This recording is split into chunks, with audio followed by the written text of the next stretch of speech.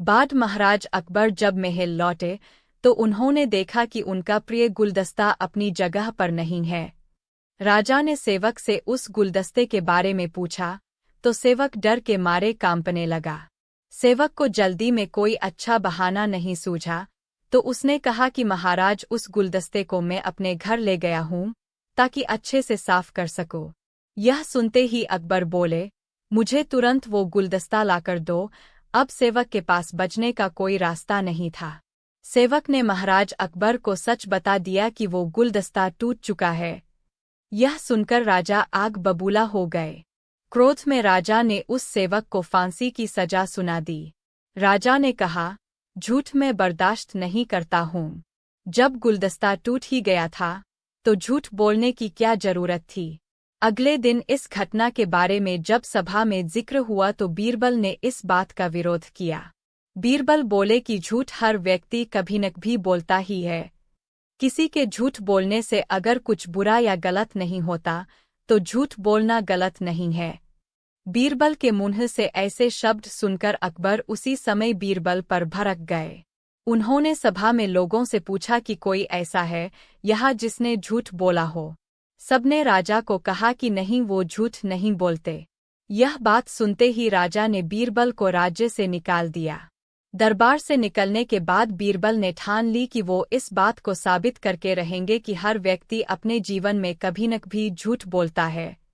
बीरबल के दिमाग में एक तरकीब आई, जिसके बाद बीरबल सीधे सुनार के पास गए। उन्होंने जौहरी से सोने की गेहूं जैसी दिखने वाली बाली बनवाई और उसे लेकर महाराज अकबर की सभा में पहुंच गए। अकबर ने जैसे ही बीरबल को सभा में देखा तो पूछा कि अब तुम यहाँ क्यों आए हो। बीरबल बोले, जहांपनार, आज ऐसा चमत्कार होगा जो किसी ने कभी नहीं देखा होगा। बस आपको मेरी पूरी बात सुननी होगी।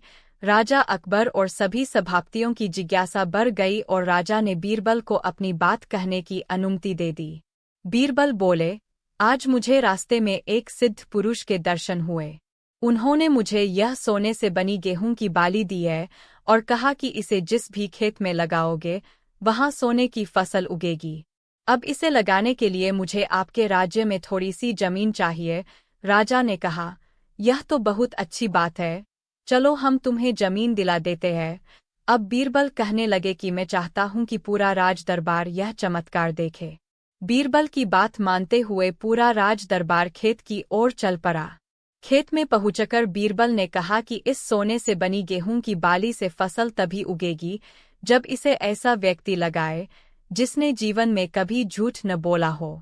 बीरबल की बात सुनकर सभी राजदरबारी खामोश हो गए और कोई भी गेहूं की बाली लगाने के लिए तैयार नहीं हुआ। राजा अकबर बोले कि क्या राजदरबार में कोई ऐसा व्यक्ति नहीं है जिसने अपने जीवन में कभी झूठ न बोला हो। सभी खामोश थे। बीरबल बोले, जहांपनाह, अब आप ही इस बाली को खेत में रोप दीजिए। बीरबल की बात सुनकर महाराज का सिर झुक गया। उन्होंने कहा, बचपन में मैंने भी कई झूठ बोले हैं, तो मैं इसे कैसे लगा सकता हूँ। इतना कहते ही बादशाह अकबर को यह बात समझ आ गई कि बीरबल सही कह रहे थे कि इस दुनिया में कभी न कभी सभी झूठ बोलते हैं। इस बात का एहसास होते ही अकबर उस सेवक की फांसी की सजा को रोक देते हैं। बिना सोचे समझे किसी को बड़ा दंड नहीं देना चाहिए। हर काम को सोच विचार कर ही किया जाना चाहिए। साथ ही एक छोटे से झूठ की वजह से किसी व्यक्ति का आकलन भी नहीं किया जाना चाहिए, क्योंकि कुछ परिस्थितियां ऐसी होती है कि लोग झूठ बोल देते हैं। बीरबल की तेज बुद्धि के जितने अकबर कायल थे, उतना ही उनसे ईर्ष्या रखने वाले लोग भी थे। इसी कड़ी में थे अकबर के एक रिश्तेदार भी। उनको बीरबल से बहुत ईर्ष्या थी। उन्होंने एक बार बादशाह अकबर से कहा, क्यों न बीरबल को हटाकर उसकी जगह मुझे नियुक्त किया जाए, क्योंकि मैं बीरबल की तुलना में अधिक सक्षम हूँ। इससे पहले कि बादशाह फैसला ले पाते, बीरबल को इस बात की भनक पड़ गई। बीरबल ने तुरंत ही इस्तीफा दे दिया और बादशाह अकबर के रिश्तेदार को बीरबल की जगह नियुक्त कर दिया गया। बादशाह ने नए मंत्री परीक्षा लेनी चाहिए। बादशाह ने उसे 300 सोने के सिक्के दिए और कहा, इन सिक्कों को इस तरह खर्च करो कि 100 सिक्के मुझे इस जीवन में ही मिलें। 100 सिक्के दूसरी दुनिया में मिले और आखिरी 100 सिक्के न यहाँ मिले और न वहाँ मिले। बादशाह की इस पहेली ने मंत्री को असमंजस की स्थिति में डाल दिया। उसकी रातों की नींद हराम हो गई। यह देख मंत्री की पत्नी ने कहा, आप परेशान क्यों हैं? मंत्री ने राजा की पहेली वाली बात बताई और कहा कि उनकी इस पहेली ने दुविधा में फंसा दिया है। मंत्री की पत्नी ने उनको सुझाव दिया कि क्यों न बीरबल से सलाह ली जाए। पत्नी की बात सुनकर वह बीरबल के पास पहुंच गया। बीरबल ने सारा किस्सा सुना तो कहा कि तुम मुझे यह सोने के सिक्के दे।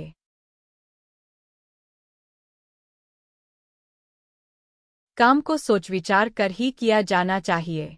साथ ही एक छोटे से झूठ की वजह से किसी व्यक्ति का आकलन भी नहीं किया जाना चाहिए, क्योंकि कुछ परिस्थितियां ऐसी होती है कि लोग झूठ बोल देते। बाकी मैं सब संभाल लूंगा।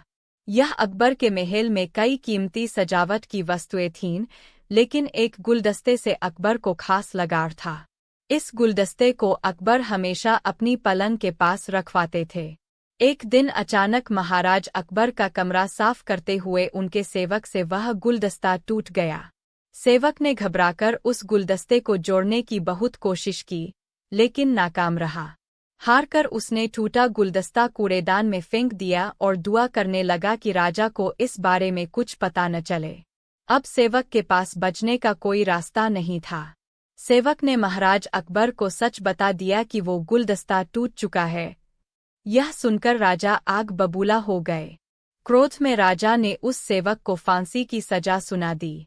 राजा ने कहा, झूठ मैं बर्दाश्त नहीं करता हूँ। जब गुलदस्ता टूट ही गया था तो झूठ बोलने की क्या जरूरत थी। अगले दिन इस घटना के बारे में जब सभा में जिक्र हुआ तो बीरबल ने इस बात का विरोध किया। बीरबल बोले कि झूठ हर व्यक्ति कभी न कभी बोलता ही है। किसी के झूठ बोलने से अगर कुछ बुरा या गलत नहीं होता तो झूठ बोलना गलत नहीं है। बीरबल के मुंह से ऐसे शब्द सुनकर अकबर उसी समय बीरबल पर भड़क गए।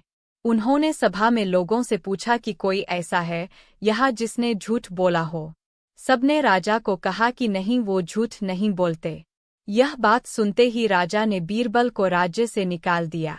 राज दरबार से निकलने के बाद बीरबल ने ठान ली कि वो इस बात को साबित करके रहेंगे कि हर व्यक्ति अपने जीवन में कभी न कभी झूठ बोलता है। बीरबल के दिमाग में एक तरकीब आई, जिसके बाद बीरबल सीधे सुनार के पास गए। उन्होंने जौहरी से सोने की गेहूं जैसी दिखने वाली बाली बनवाई और उसे लेकर महाराज अकबर की सभा में पहुंच गए। अकबर ने जैसे ही बीरबल को सभा में देखा तो पूछा कि अब तुम यहाँ क्यों आए हो। बीरबल बोले, जहांपनार, आज ऐसा चमत्कार होगा जो किसी ने कभी नहीं देखा होगा। बस आपको मेरी पूरी बात सुननी होगी। राजा अकबर और सभी सभापतियों की जिज्ञासा बढ़ गई और राजा ने बीरबल को अपनी बात कहने की अनुमति दे दी। बीरबल बोले, आज मुझे रास्ते में एक सिद्ध पुरुष के दर्शन हुए। उन्होंने मुझे यह सोने से बनी गेहूं की बाली दी है और कहा कि इसे जिस भी खेत में लगाओगे वहां सोने की फसल उगेगी। अब इसे लगाने के लिए मुझे आपके राज्य में थोड़ी सी जमीन चाहिए। राजा ने कहा, यह तो बहुत अच्छी बात है, चलो हम तुम्हें जमीन दिला देते हैं। अब बीरबल कहने लगे कि मैं चाहता हूं कि पूरा राज दरबार यह चमत्कार देखे। बीरबल की बात मानते हुए पूरा राज दरबार खेत की ओर चल पड़ा।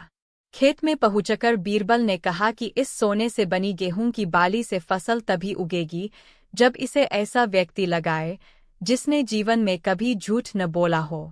बीरबल की बात सुनकर सभी राजदरबारी खामोश हो गए और कोई भी गेहूं की बाली लगाने के लिए तैयार नहीं हुआ। राजा अकबर बोले कि क्या राजदरबार में कोई ऐसा व्यक्ति नहीं है जिसने अपने जीवन में कभी झूठ न बोला हो। सभी खामोश थे। बीरबल बोले, जहांपनाह, अब आप ही इस बाली को खेत में रोप दीजिए। बीरबल की बात सुनकर महाराज का सिर झुक गया। उन्होंने कहा, बचपन में मैंने भी कई झूठ बोले हैं, तो मैं इसे कैसे लगा सकता हूँ। इतना कहते ही बादशाह अकबर को यह बात समझ आ गई कि बीरबल सही कह रहे थे कि इस दुनिया में कभी न कभी सभी झूठ बोलते हैं। इस बात का एहसास होते ही अकबर उस सेवक की फांसी की सजा को रोक देते हैं। कहानी से सीख, बिना सोचे समझे किसी को बड़ा दंड नहीं देना चाहिए। हर जहांपना अकबर के दरबार में कई बार ऐसी मुश्किल घड़ियां और पल आए जिसे बीरबल ने अपनी चतुराई और अक्लमंदी की वजह से खूब आसानी से सुलझा दिया। और साथ ही साथ बीरबल ने अकबर के द्वारा दी गई सभी चुनौतियों को सम्मानपूर्वक स्वीकार करके उन परेशानियों को हल भी आसानी से निकाला। यह देखकर सभी ने एक स्वर में कहा, यह राजा की सबसे अच्छी तस्वीर है। सुनहरे टुकड़े भेंट किए। सम्राट ने महेश को एक राज्य का टिकट दिया और उसे अपनी राजधानी फतेहपुर सीकरी आने का निमंत्रण दिया। वही महेश दास बाद में अकबर के भरोसे बीरबल बन गया। अपने ग्राहक को वह दें जो वह चाहता है और जो उसकी ज़रूरतों को पूरा करता है। अकबर किसी भी कलाकार द्वारा अपना चित्रण नहीं चाहता था, लेकिन वास्तविकता चाहता था जो केवल एक दर्पण दिखा सके। अच्छा ठीक है, जल्दी लेकर आओ। ऐसे करते करते और समय बीत गया और राजा का भूख बढ़ने लगा था। उन्होंने गुस्से में आकर बीरबल से पूछा, तुम क्या कर रहे हो? अभी तक तुम्हारा खिचड़ी तैयार नहीं हुआ। जल्दी लेकर आओ, मुझे बहुत भूख लगी है। जी हाँ जहांपनाह, मैं अभी लेकर आता हूँ, बस यह तैयार होने वाला है। यह कहकर बीरबल फिर अपनी रसोई की ओर चला गया। कुछ समय और बीतने के बाद राजा उठकर बीरबल की रसोई की ओर जा पहुँचे। बादशाह अकबर ने देखा कि बीरबल हांडी, पकाने का बर्तन, को आग से बहुत ही ऊपर लगाकर रखा था, जिससे कि आग की ताप उस हांडी तक नहीं पहुँच सकती थी। ऐसे में राजा ने बीरबल ने कहा, अरे बेवकूफ़, तुम आखिर कर क्या रहे हो? ऐसे में तो तुम्हारी खिचड़ी कभी भी नहीं पकेगी। पकेगी जहांपनाह, यह जरूर पकेगी, बीरबल ने कहा। अरे आग का ताप तो हांडी में पहुँच ही नहीं रहा है, तो फिर तुम्हारी खिचड़ी कैसे पक सकती है? इसके लिए आग का ताप खिचड़ी की हांडी तक पहुँचाना चाहिए, राजा ने समझाते हुए कहा।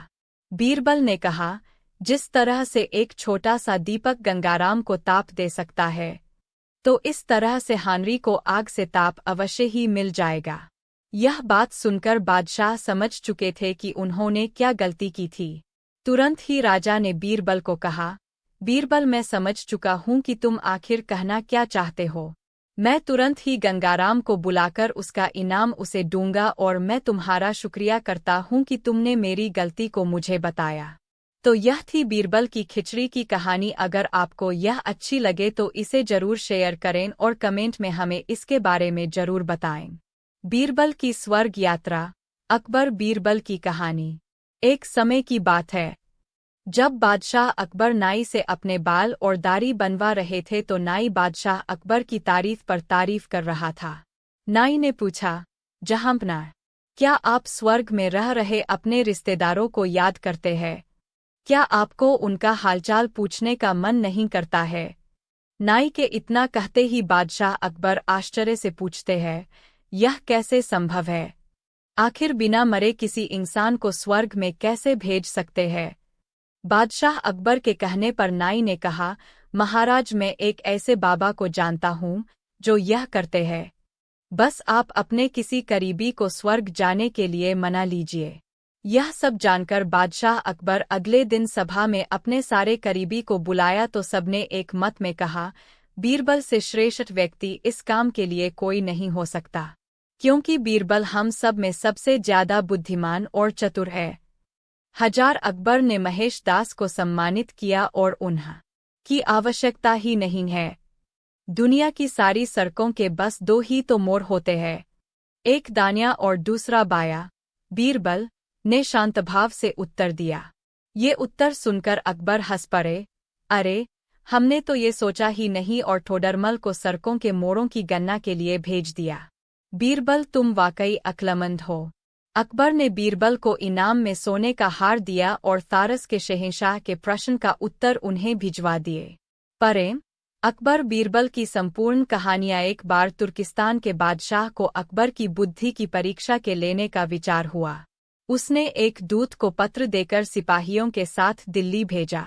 पत्र का मजमून कुछ इस प्रकार था, अकबर शाह, मुझे सुनने में आया है कि आपके भारतवर्ष में कोई ऐसा पेड़ पैदा होता है जिसके पत्ते खाने से मनुष्य की आयु बढ़ जाती है।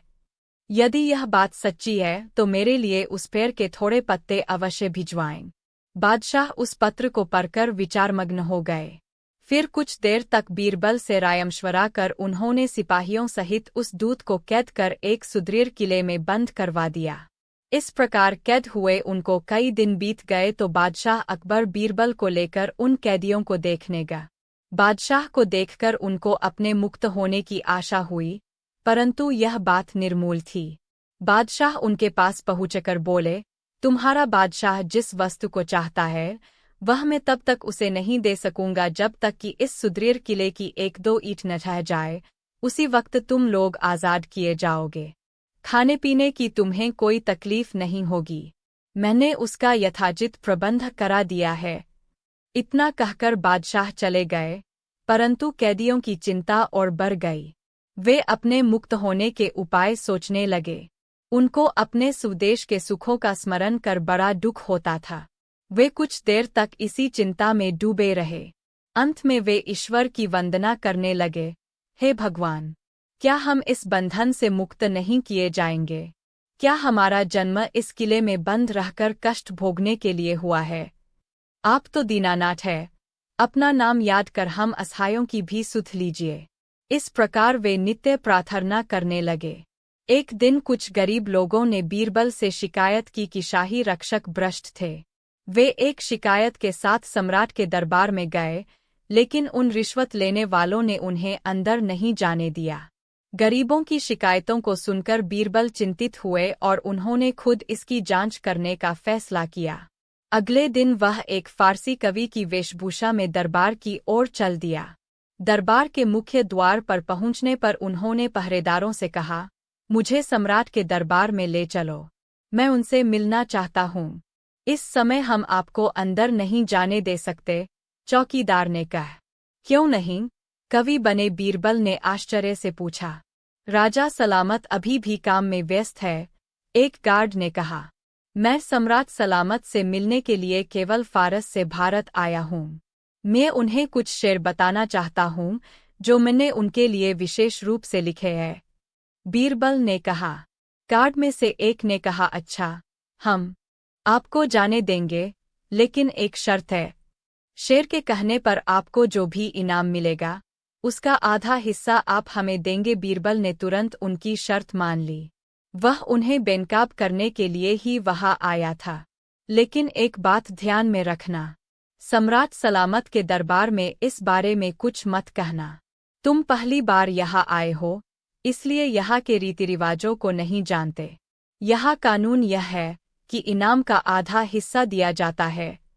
गार्ड, राजा स्वयं सभी को इस बारे में जानता है।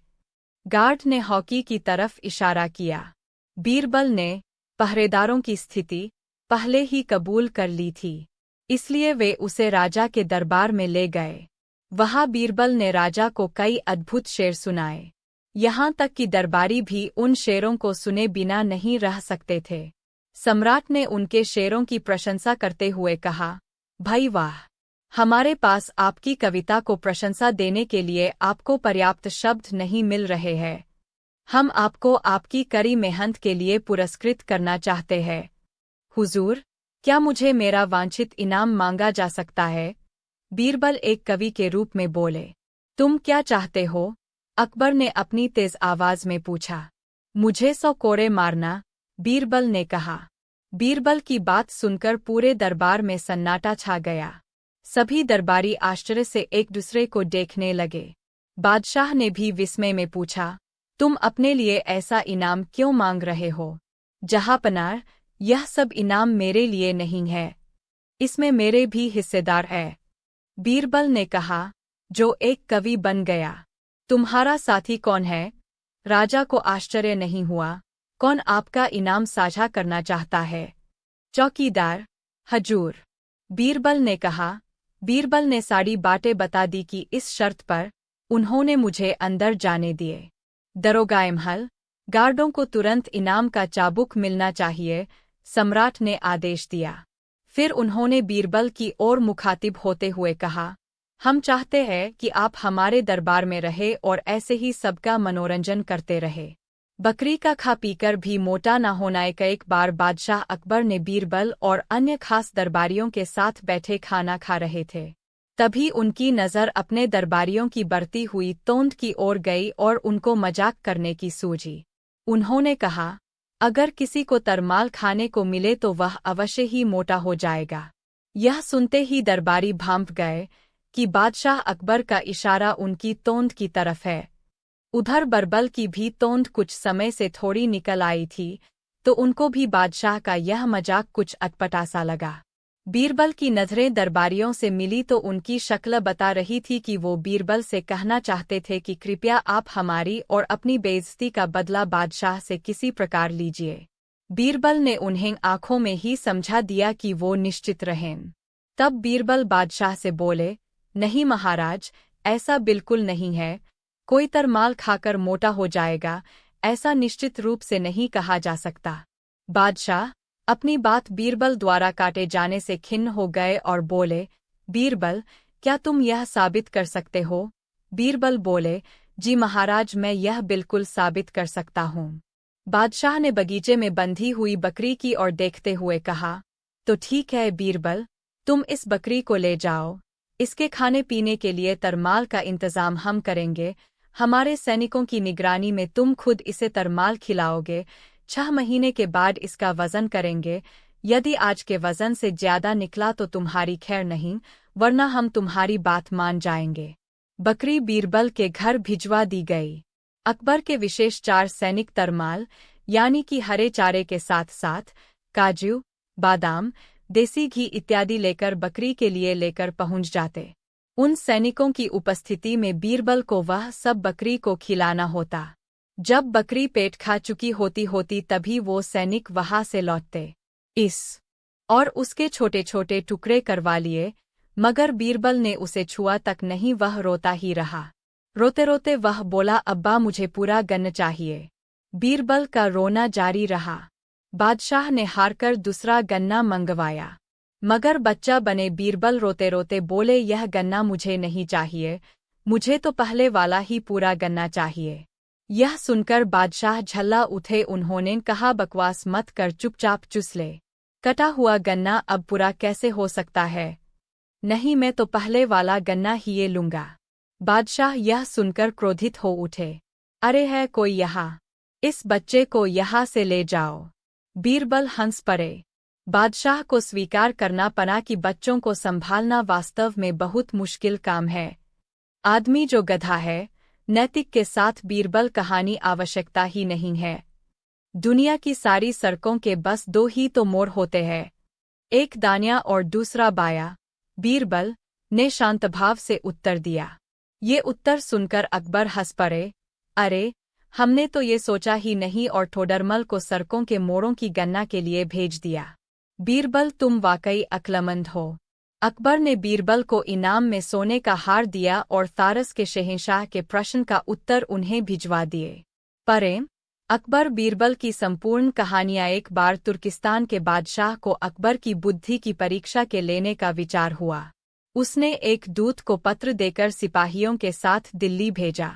पत्र का मजमून कुछ इस प्रकार था, अकबर शाह, मुझे सुनने में आया है कि आपके भारतवर्ष में कोई ऐसा पेड़ पैदा होता है जिसके पत्ते खाने से मनुष्य की आयु बढ़ जाती है।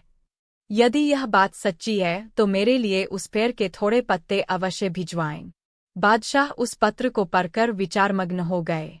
फिर कुछ देर तक बीरबल से रायमशवरा कर उन्होंने सिपाहियों सहित उस दूत को कैद कर एक सुदृढ़ किले में बंद करवा दिया। इस प्रकार कैद हुए उनको कई दिन बीत गए तो बादशाह अकबर बीरबल को लेकर उन कैदियों को देखने गए। बादशाह को देखकर उनको अपने मुक्त होने की आशा हुई, परंतु यह बात निर्मूल थी। बादशाह उनके पास पहुंचकर बोले, तुम्हारा बादशाह जिस वस्तु को चाहता है वह मैं तब तक उसे नहीं दे सकूंगा जब तक कि इस सुदृढ़ किले की 1-2 ईंट न ढह जाए। उसी वक्त तुम लोग आज़ाद किए जाओगे। खाने पीने की तुम्हें कोई तकलीफ नहीं होगी। मैंने उसका यथाचित प्रबंध करा दिया है। इतना कहकर बादशाह चले गए, परंतु कैदियों की चिंता और बढ़ गई। वे अपने मुक्त होने के उपाय सोचने लगे। उनको अपने स्वदेश के सुखों का स्मरण कर बड़ा दुख होता था। वे कुछ देर तक इसी चिंता में डूबे रहे। अंत में वे ईश्वर की वंदना करने लगे, हे भगवान, क्या हम इस बंधन से मुक्त नहीं किए जाएंगे?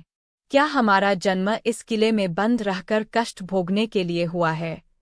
आप तो दीनानाथ है, अपना नाम याद कर हम असहायों की भी सुध लीजिए। इस प्रकार वे नित्य प्रार्थना करने लगे। अक्लमंदी, हाजिर जवाबी और चतुराई की बात आती है तो फिर बीरबल का नाम वहां जरूर लिया जाता है। अकबर बीरबल के दिलचस्प किस्से हर जगह फैले हुए हैं। बादशाह अकबर के नवरत्नों में बीरबल को सबसे अनमोल रत्न के रूप में जाना जाता है। अकबर और बीरबल की कहानियां दुनिया भर में प्रचलित है, जो हर किसी को हंसाने मुस्कुराने के साथ ही एक बढ़िया सीख भी दे जाती है। अकबर बीरबल की कहानियां सभी के लिए प्रेरणा का स्रोत है।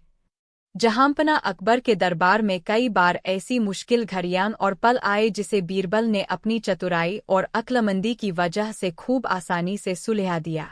और साथ ही साथ बीरबल ने अकबर के द्वारा दी गई सभी चुनौतियों को सम्मानपूर्वक स्वीकार करके उन परेशानियों को हल भी आसानी से निकाला। यह देखकर सभी ने एक स्वर में कहा, यह राजा की सबसे अच्छी तस्वीर है। सुनहरे टुकड़े भेंट किए।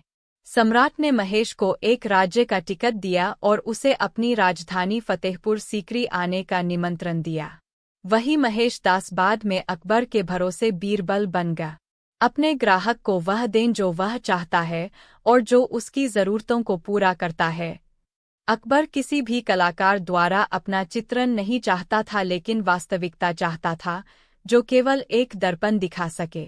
अच्छा ठीक है, जल्दी लेकर आओ। ऐसे करते करते और समय बीत गया और राजा का भूख बढ़ने लगा था। उन्होंने गुस्से में आकर बीरबल से पूछा, तुम क्या कर रहे हो? अभी तक तुम्हारा खिचड़ी तैयार नहीं हुआ। जल्दी लेकर आओ, मुझे बहुत भूख लगी है। जी हाँ जहांपनाह, मैं अभी लेकर आता हूँ, बस यह तैयार होने वाला है। यह कहकर बीरबल फिर अपनी रसोई की ओर चला गया। कुछ समय और बीतने के बाद राजा उठकर बीरबल की रसोई की ओर जा पहुँचे।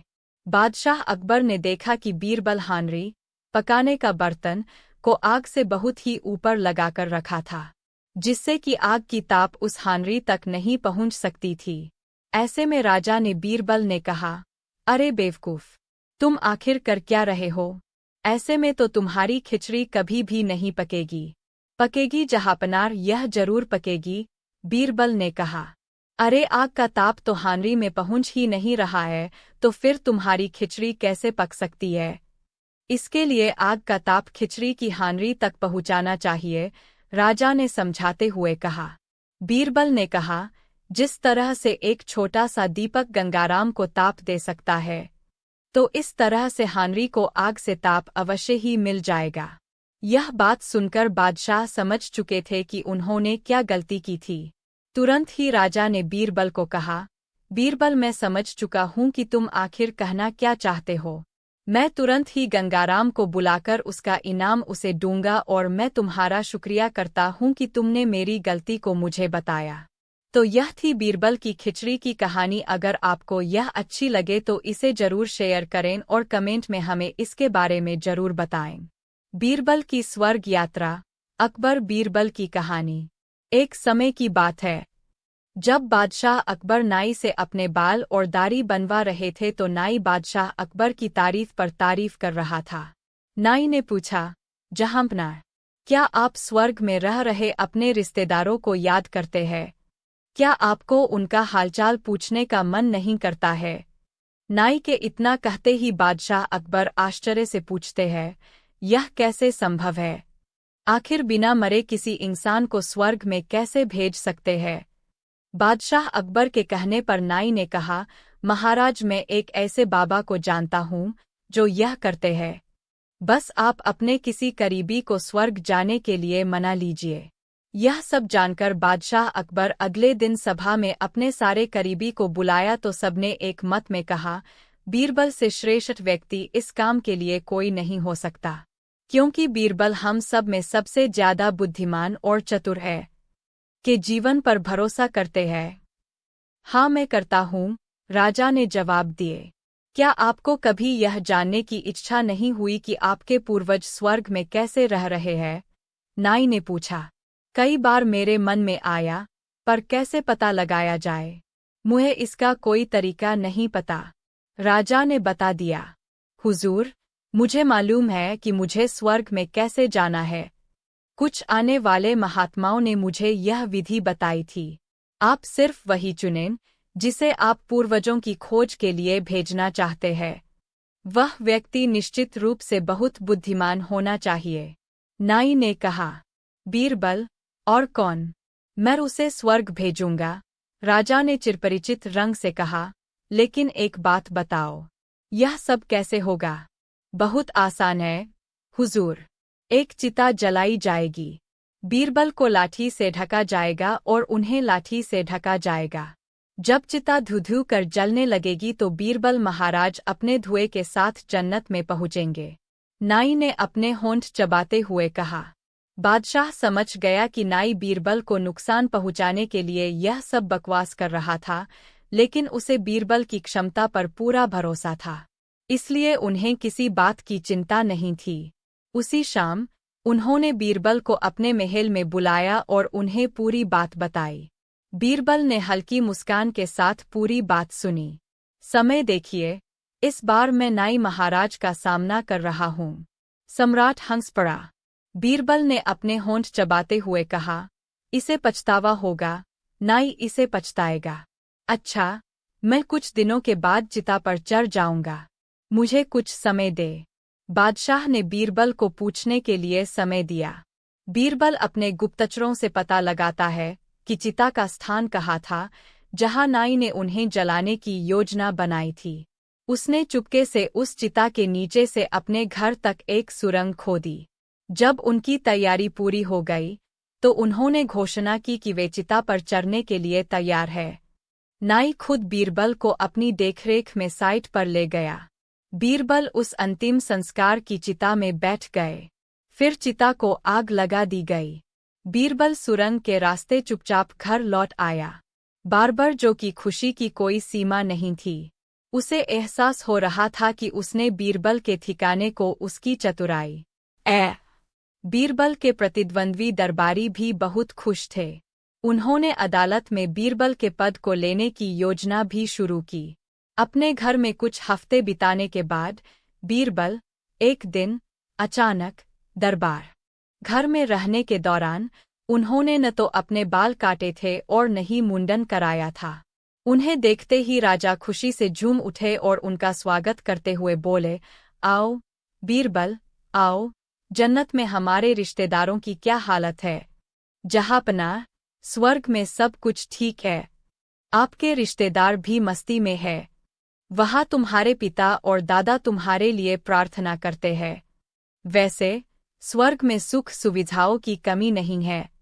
फिर भी एक समस्या है, वहाँ कोई नाई नहीं है। आप देख रहे होंगे कि मैं भी न तो अपने बाल ठीक करवा पाया और न ही दाढ़ी। आपके पूर्वजों के बाल और दाढ़ी भी काफी बढ़ गए हैं। उन्होंने आपको एक अच्छा नाई उन्हें भेजने के लिए कहा है। बीरबल की बात सुनकर राजा हंसा। वे बीरबल की योजना को अच्छी तरह समझते थे। उसने तुरंत कहा, हाँ, क्यों नहीं, मैं केवल उनके लिए अपने शाही नाई भेजूंगा। यह कहते हुए सम्राट ने नाई को स्वर्ग जाने के लिए तैयार करने का आदेश दिया। नाई ने स्वर्ग भेजे जाने का कड़ा विरोध किया, लेकिन राजा ने उसकी बात नहीं मानी। नाई उस दिन को कोस रहा था जब उसने बीरबल को जलाने की योजना बनाई थी। वह चिता पर जिंदा जल गया। इस तरह बीरबल ने अपने प्रतिद्वंद्वी नाई से छुटकारा पा लिया। एक गरीब किसान ने एक बार एक अमीर आदमी से एक कुआं खरीदा ताकि वह कुएं से पानी का उपयोग करके अपनी जमीन की सिंचाई कर सके। किसान ने अमीर आदमी द्वारा उद्धृत मूल्य का भुगतान किया। अगले दिन जब किसान कुएं से पानी निकालने गया तो अमीर आदमी ने उसे रोक दिया और उसे पानी निकालने से मना कर दिया। उसने कहा कि किसान ने केवल कुआं खरीदा था, न कि उससे पानी, इसलिए वह कुएं से पानी नहीं निकाल सकत। दुखी किसान को समझ नहीं आ रहा था कि उसे अब क्या करना चाहिए, जिसके बाद वह किसान राजा के दरबार में गया और राजा अकबर को अपनी दशा के बारे में बताया। अकबर ने मामला बीरबल को सौंप दिया। अकबर ने बीरबल से गरीब किसान की समस्या को हल करने में मदद करने के लिए कहा। बीरबल ने उस अमीर आदमी से मुलाकात की जो किसान को परेशान कर रहा था। अमीर आदमी ने किसान को जो कुछ बताया उसे दोहराया। बीरबल ने कहा, चूंकि आपने किसान को कुआं बेचा है न कि पानी, तो इसलिए आपको सारा पानी कुएं में रखने के लिए किसान को किराए का भुगतान करना होगा। अमीर आदमी को एहसास हुआ कि उसका काम नहीं चलने वाला है और किसान को कुएं के पानी का इस्तेमाल करने देना चाहिए। नैतिक लोगों को धोखा देने की कोशिश न करें क्योंकि इसकी कीमत आपको भी चुकानी पड़ सकती है। बीरबल दरबार में देर से पहुंचे। अकबर ने पूछा, क्या बात है बीरबल, आज देर से क्यों आए? बीरबल ने कहा, जहांपनार, आज मुझे बच्चों को संभालना पड़ा। बादशाह को यह सुनकर बहुत आश्चर्य हुआ। बोले, यह भी कोई काम हुआ? जहांपनार, बच्चों को संभालने का काम सबसे कठिन है। जब यह काम सिर पर आ पड़ता है तो कोई भी काम समय पर नहीं हो पाता।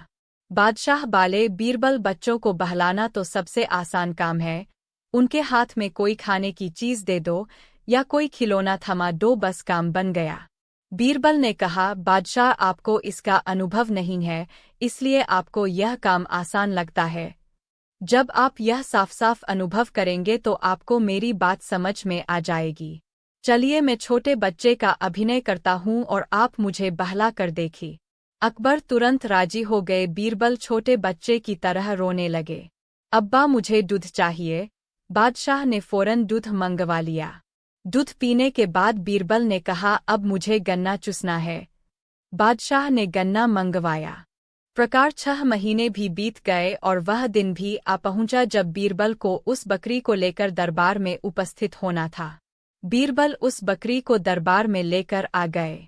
बकरी का वजन किया गया, पर यह क्या, बकरी का वजन तो पहले से काफी घट गया था। सभी दरबारियों ने चैन की सांस ली। अकबर यह देखकर हैरान थे और बोले, भाई बीरबल, तुम्हें मानना पड़ेगा।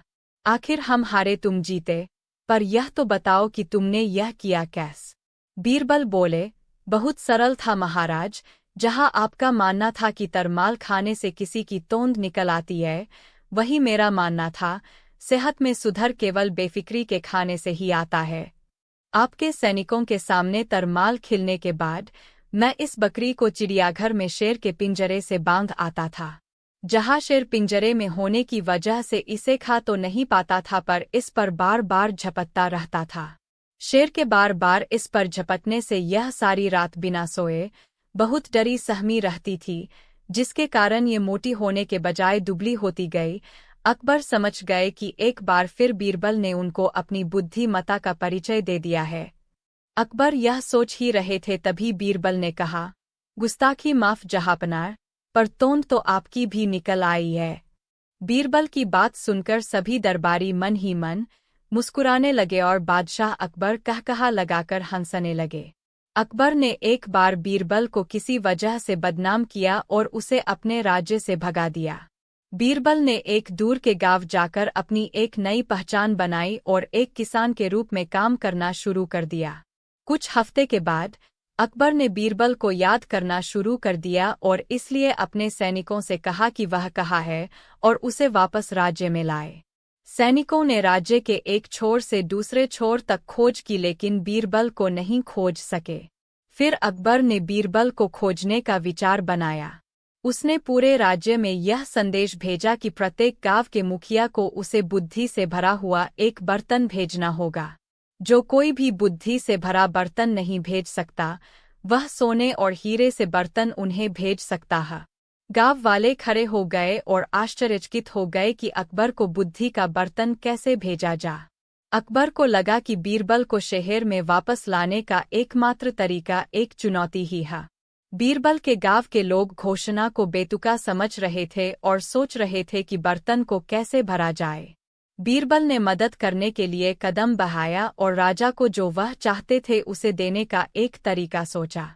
उसने बेल से अलग किए बिना एक छोटा तरबूज बर्तन में डाल दिया। उसने इसे हर दिन पानी दिया और इसे इतना बड़ा किया कि बर्तन में सारा तरबूज से भर गया।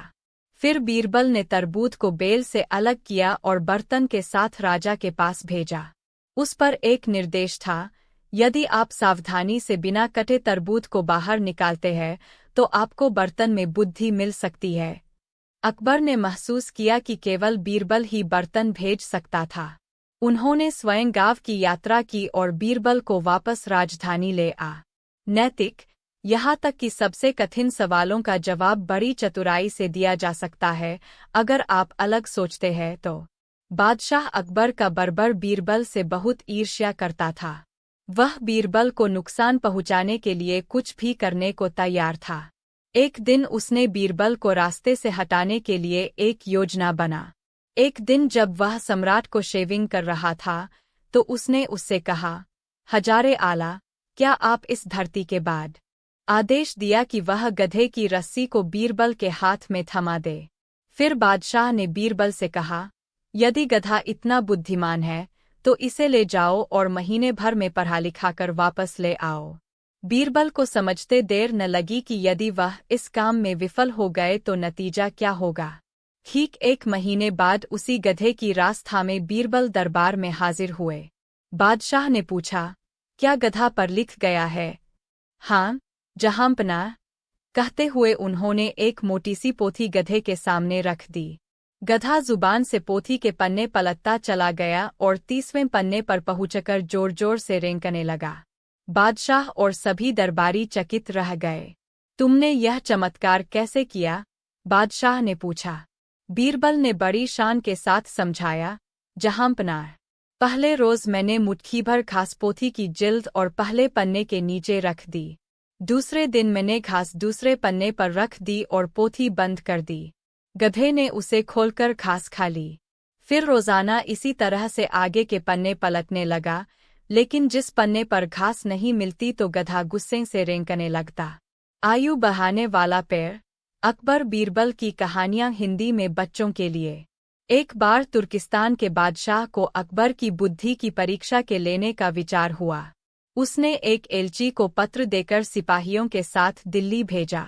पत्र का मजमून कुछ इस प्रकार था, अकबर शाह, मुझे सुनने में आया है कि आपके भारतवर्ष में कोई ऐसा पेड़ पैदा होता है जिसके पत्ते खाने से मनुष्य की आयु बढ़ जाती है। यदि यह बात सच्ची है तो मेरे लिए उस पेड़ के थोड़े पत्ते अवश्य भिजवाएं। बादशाह उस पत्र को पढ़कर विचारमग्न हो गए। फिर कुछ देर तक बीरबल से राय मिलाकर उन्होंने सिपाहियों सहित उस एलची को कैद कर एक सुदृढ़ किले में बेद करवा दिया। इस प्रकार कैद हुए उनको कई दिन बीत गए तो बादशाह अकबर बीरबल को लेकर उन कैदियों को देखने गए। बादशाह को देखकर उनको अपने मुक्त होने की आशा हुई, परंतु यह बात निर्मूल थी। बादशाह उनके पास पहुंचकर बोले, तुम्हारा बादशाह जिस वस्तु को चाहता है वह मैं तब तक उसे नहीं दे सकूंगा जब तक कि इस सुदृढ़ किले की 1-2 ईंट न ढह जाए। उसी वक्त तुम लोग आज़ाद किए जाओगे। खाने पीने की तुम्हें कोई तकलीफ नहीं होगी। मैंने उसका यथाचित प्रबंध करा दिया है। इतना कहकर बादशाह चले गए, परंतु कैदियों की चिंता और बढ़ गई। वे अपने मुक्त होने के उपाय सोचने लगे। उनको अपने स्वदेश के सुखों का स्मरण करते इसी दौरान उनकी उंगली कट जाती है। इस पर बीरबल अकबर से कहते हैं कि जो हुआ अच्छा ही हुआ। इतना सुनते ही अकबर आग बबूला हो जाते हैं, क्योंकि एक तो हिरन भी हाथ नहीं आया और उंगली भी कट गई। उन्होंने गुस्से में आकर सैनिकों को आदेश दिया कि बीरबल को गिरफ्तार कर लो और कल इनको फांसी दे दी जाए। सैनिक बीरबल को गिरफ्तार कर महल लाकर जेल में डाल देते हैं। अकबर वहां से और आगे बढ़ जाते हैं। शिकार के लिए शिकार की खोज में वह बहुत आगे बढ़ गए और वे रास्ते भटक गए और उनका साथ सैनिकों से छूट गया। अब वे अकेले हो गए और धीरे धीरे रात भी हो गई। वो कहीं विश्राम करने के लिए जगह की तलाश कर रहे थे, तभी कुछ आदिवासियों ने उन्हें पकड़ लिया और अपने राजा के पास ले गए। उस दिन आदिवासियों की कोई पूजा थी जिसमें किसी आदमी की बलि देनी थी, तो उनके राजा ने आदेश दिया कि इसी आदमी की बलि दी जाए। राजा अकबर को नीचे बिठाकर दोनों हाथ पीछे की ओर बांध दिया गया। जल्लाद ने तलवार उठाया और जैसे ही वो अकबर के गर्दन को उतारने के लिए आगे बढ़ा, तब तक उसी आदिवासियों में एक की नज़र अकबर की उंगलियों पर पड़ी तो उसने देखा कि उनकी उंगली तो कटी हुई है, उसने जल्लाद को रोका और बोला कि इसकी उंगली कटी हुई है। राजा ने उन्हें छोड़ दिया क्योंकि उनका नियम था कि किसी भी ऐसे आदमी की बलि नहीं देनी है जो विकलांग हो या कोई भी अंगकटा हो। अंततः अकबर बच गए। सुबह हुआ, सैनिक उन्हें खोजते खोजते वहां पहुंचे और अकबर अपने सैनिकों के साथ महल पहुंचे। यहाँ बीरबल को फांसी देने की तैयारी चल रही थी। उन्होंने तुरंत फांसी को रोकने का आदेश दिया और बीरबल को अपने पास बुलाया। उन्होंने बीरबल से कहा कि मुझे माफ़ कर दीजिए, मैंने आप पर गुस्सा किया और ऐसी सजा सुनाई। बीरबल बोले, श्रीमान जो हुआ अच्छा हुआ। अकबर बोले कि कैसे अच्छा हुआ? हमने आपको सजा दी और आप कह रहे कि अच्छा हुआ। तो बीरबल बोले कि महाराज, अगर आप हमें सजा न देते तो हम भी आपके साथ होते और आपकी जगह हमारी बलि चरा दी गई होती। इसीलिए जो हुआ वो अच्छा हुआ। अकबर ने एक बार फिर बीरबल की प्रशंसा की और बहुत प्रसन्न हुए और फिर से बीरबल को उनका कार्यभार सौंप दिया गया। कहानी से सीख। हमें इस कहानी से यही सीख मिलती है कि जो होता है अच्छा होता है। पढ़ा लिखा गधा। अकबर बीरबल की कहानी। इसमें शक की कोई बात न थी कि बीरबल दूर दूर तक बड़े नामी गिरामी थे।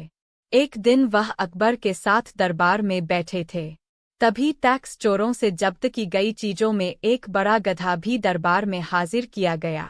बादशाह को खुश करने के इरादे से बीरबल गधे की तारीफ के पुल बांधते हुए बाले, जहांपनाह, इसके चेहरे से ऐसी बुद्धिमानी फूट रही है कि शायद सिखाने पर ये पढ़ना लिखना भी सीख जाए। बादशाह ने उनकी बात पकड़ ली और सेवक को बड़ा दुख होता था। वे कुछ देर तक इसी चिंता में डूबे रहे। अंत में वे ईश्वर की वंदना करने लगे, हे भगवान, क्या हम इस बंधन से मुक्त नहीं किए जाएंगे? क्या हमारा जन्म इस किले में बंद रहकर कष्ट भोगने के लिए हुआ है? आप तो दीनानाथ है, अपना नाम याद कर हम असहायों की भी सुध लीजिए। इस प्रकार वे नित्य प्रार्थना करने लगे। ईश्वर की दयालुता प्रसिद्ध है। एक दिन बड़े जोरों का भूकंप आया और किले का कुछ भाग भूकंप के कारण धराशायी हो गया। सामने का पर्वत भी टूटकर चकनाचूर हो गया। इस घटना के पश्चात एलची ने बादशाह के पास किला टूटने की सूचना भेजी। बादशाह को अपनी कही हुई बात याद आ गई, इसलिए उस एलची को उसके साथियों सहित दरबार में बुलाकर बोले, आपको अपने बादशाह का आशय विदित होगा और अब उसका उत्तर भी तुमने समझ लिया है। यदि न समझा हो तो सुनो, मैं उसे और भी स्पष्ट किए देता हूँ। देखो, तुम लोग गन्ना में केवल 100 हो और तुम्हारी आह से ऐसा सुदृढ़ किला ढह गया, फिर जहाँ हजारों मनुष्यों पर अत्याचार हो रहा हो, वहाँ के बादशाह की आयु कैसे बढ़ेगी? उसकी तो आयु घटती ही चली जाएगी और लोगों की आह से उसका शीघ्र ही पतन हो जाएगा। हमारे राज्य में अत्याचार नहीं होता, गरीब प्रजा पर अत्याचार न करना और भलीभांति पोषण करना ही आयुवर्धक वृक्ष है। बाकी सारी बातें मिथ्या है। इस प्रकार समझा बुझाकर बादशाह ने उस एलची को उसके साथियों सहित स्वदेश लौट जाने की आज्ञा दी और उनका राह खर्च भी दिया। उन्होंने तुर्किस्तान में पहुंचकर यहाँ की सारी बातें सर्वश्रेष्ठ फू। एक दिन अकबर अपने कई दरबारियों के साथ अपने शाही उद्यान में टहल रहे थे। उस मौसम में बहुत सारे फूल खिल रहे थे। एक कवि ने एक सुंदर फूल की ओर इशारा करते हुए कहा, देखो जहांपनाह, यह कितना सुंदर फूल है। कोई भी इंसान इतनी सुंदर चीज नहीं बना सकता। बीरबल भी वहाँ था। उसने कहा, मैं इस बात से सहमत नहीं हूँ, कभी कभी इंसान इससे भी ज्यादा सुंदर चीजें बना सकता है। अकबर ने कहा, अरे नहीं बीरबल, तुम बकवास कर रहे हो, यह फूल वाकई बहुत सुंदर है। कुछ दिनों बाद बीरबल ने अकबर को आगरा से एक बहुत ही कुशल कारीगर भेंट किया। उसने अकबर को एक बहुत ही कुशल कारीगर भेंट किया। बादशाह अकबर को अपने दरबारियों के सामने पहेलियाँ और पहेलियाँ रखने की आदत थी। वह अक्सर अजीबोगरीब और मजाकिया सवाल पूछते थे। इन सवालों के जवाब देने के लिए बहुत समझदारी की जरूरत होती थी। एक बार उसने एक बहुत ही अजीब सवाल पूछा। उसके सवाल से दरबारी अचंभित रह गए। अकबर ने अपने दरबारियों की ओर देखा। जैसे ही उसने देखा, एक एक करके सभी के सिर उत्तर की तलाश में झुकने लगे। इसी समय बीरबल ने प्रांगण में प्रवेश किया। बीरबल, जो बादशाह के स्वभाव को जानता था, ने तुरंत स्थिति को समझ लिया और पूछा, क्या मैं प्रश्न जान सकता हूं ताकि मैं उत्तर खोजने का प्रयास कर सकूं? अकबर ने कहा, और परमबिरंगा पक्ष। अकबर को पक्षियों से बहुत प्यार था।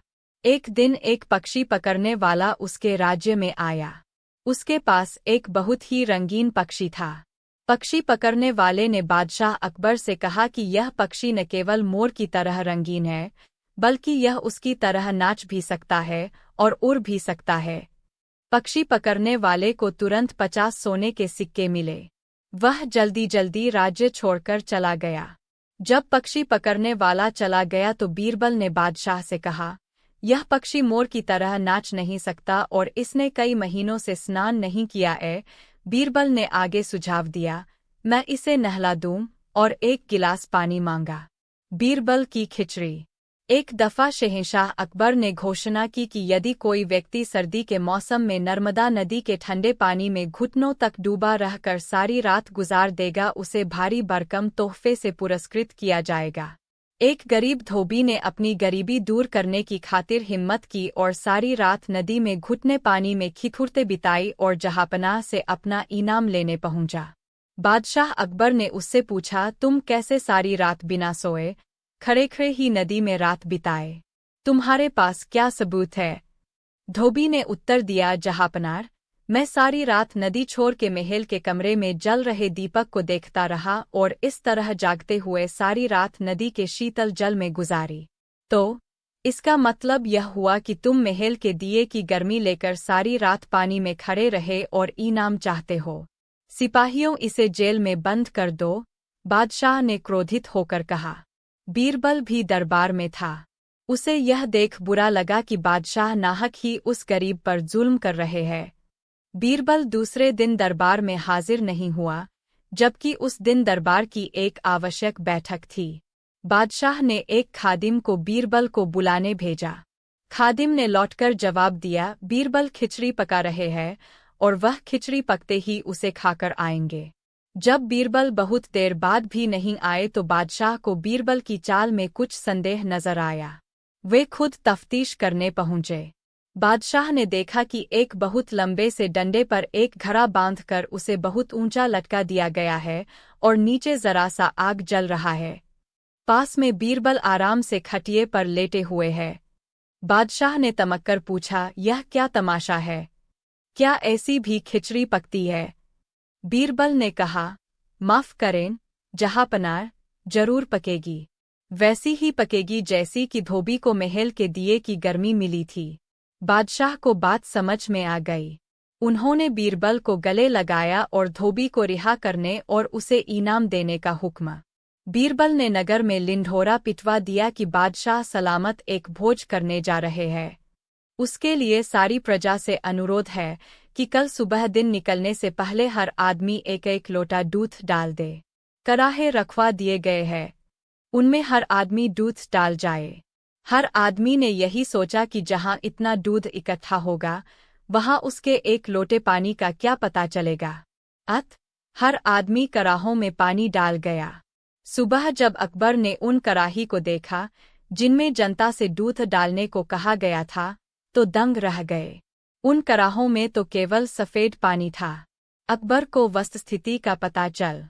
इस पर बीरबल ने कहा, बहुत खूब, तब तो आपको भी मेरी आज्ञा में रहना पड़ेगा। यह सुनते ही अकबर बादशाह हंस पड़े और वजीर अबुल फजल ने लज्जित होकर अपना सिर झुका लिया।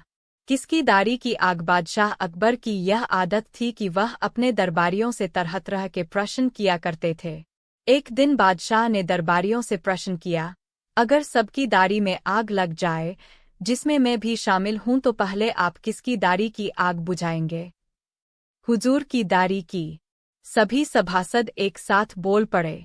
मगर बीरबल ने कहा, हुजूर, सबसे पहले मैं अपनी दाढ़ी की आग बुझाऊंगा, फिर किसी और की दाढ़ी की ओर देखूंगा। बीरबल के उत्तर से बादशाह बहुत खुश हुए और बोले, मुझे खुश करने के उद्देश्य से आप सब लोग झूठ बोल रहे थे। सच बात तो यह है कि हर आदमी पहले अपने बारे में सोचता है। बादशाह बहुत खुश हुए। उन्होंने बीरबल को बहुत सा इनाम दिए। लहरेंगिनन। एक दिन अकबर बादशाह के दरबार में एक व्यक्ति नौकरी मांगने के लिए अर्जी लेकर आया। उससे कुछ देर बातचीत करने के बाद बादशाह ने उसे चुंगी अधिकारी बना दिया।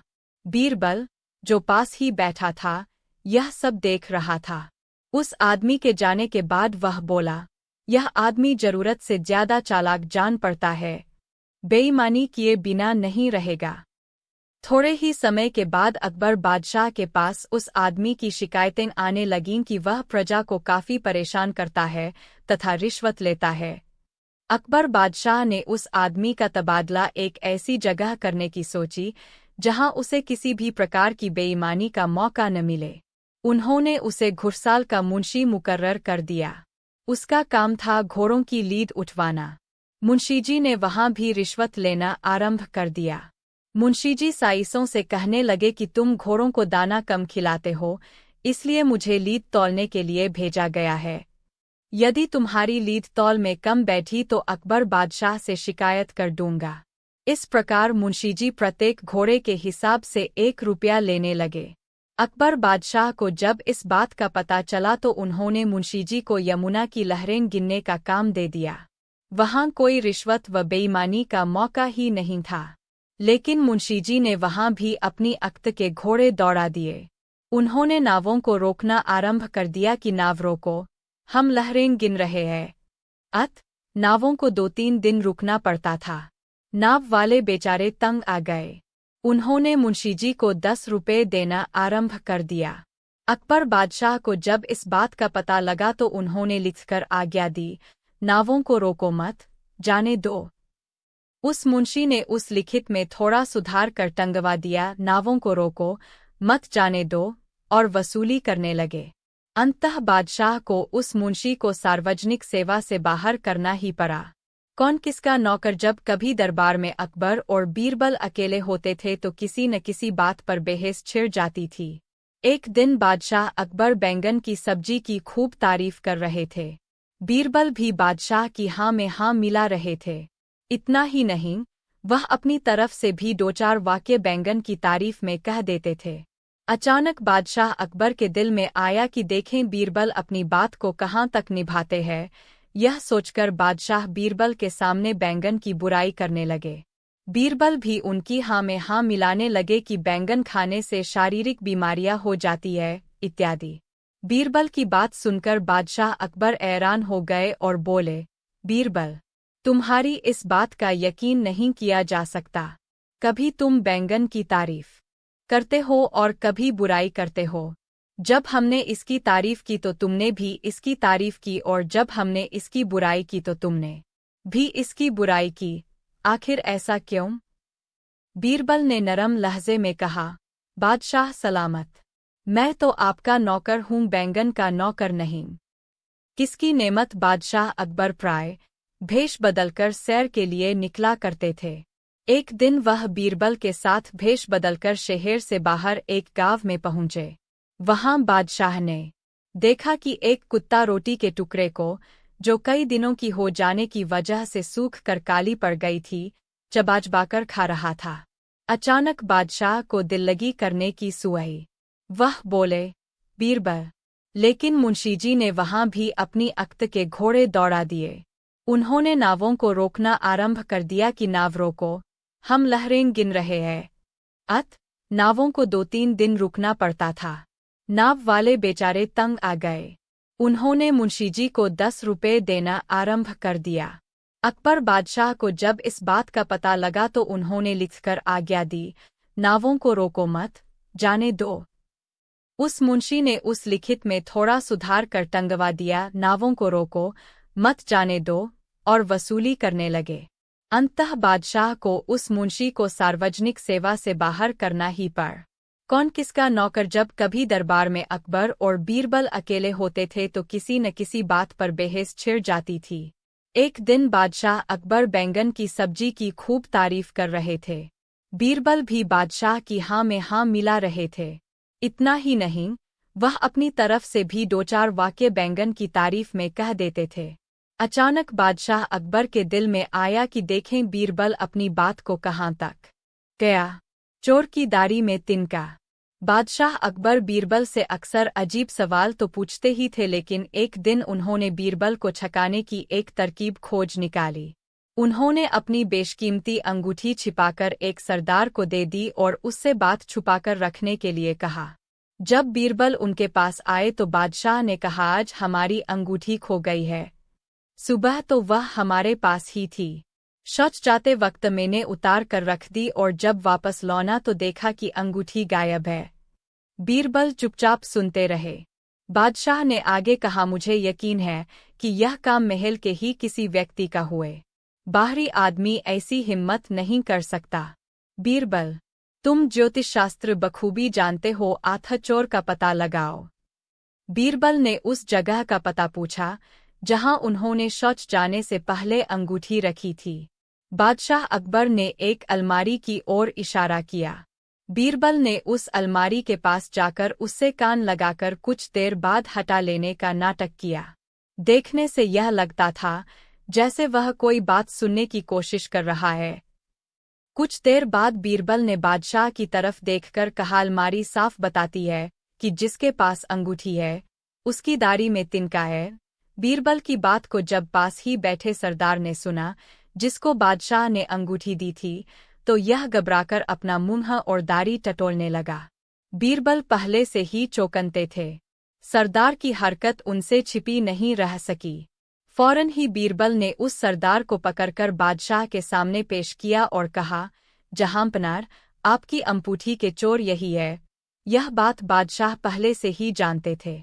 वह बीरबल की इस चतुराई से बेहद खुश हुए। आदमी एक रूप तीन। एक बार बादशाह अकबर ने बीरबल से पूछा, क्या तुम हमें 3 तरह की खूबियां एक ही आदमी में दिखा सकते हो? जी हुजूर, पहली तोते की, दूसरी शेर की, तीसरी गधे की, परंतु आज नहीं, कल। बीरबल ने कहा, ठीक है, तुम्हें कल का समय दिया जाता है। बादशाह ने इजाजत देते हुए कहा।